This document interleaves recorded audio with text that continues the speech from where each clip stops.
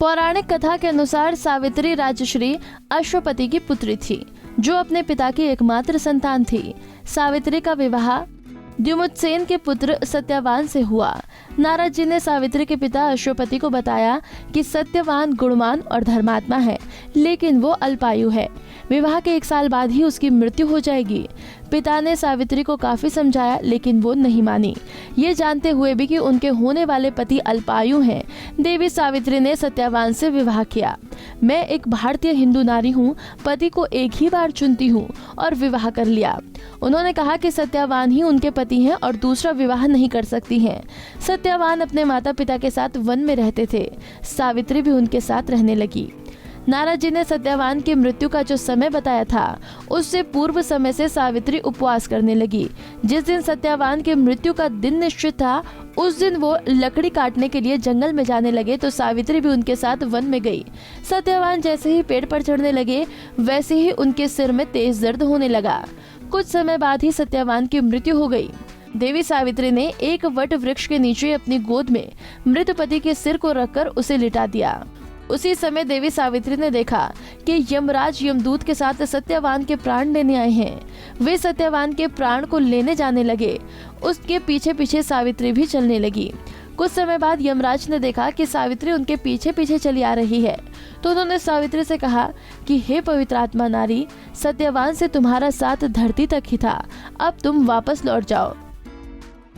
उनकी इस बात पर सावित्री ने कहा, जहाँ मेरे पति रहेंगे मुझे उनके साथ ही रहना है, यही मेरा पत्नी धर्म है।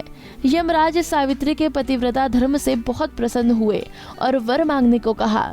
तब सावित्री ने अपने सास ससुर की आंखों की रोशनी वापस आने का वर मांगा। यमराज ने वरदान दे दिया। कुछ समय बाद यमराज ने देखा कि सावित्री अभी भी उनके पीछे चल रही है, तो उन्होंने फिर एक वरदान मांगने को कहा। सावित्री ने अपने ससुर को खोया राजपाट वापस दिलाने का वरदान मांगा। यमराज ने वो भी वरदान दे दिया। इसके बाद भी सावित्री यमराज के पीछे चलती रही। यमराज ने उनसे एक और वरदान मांगने को कहा।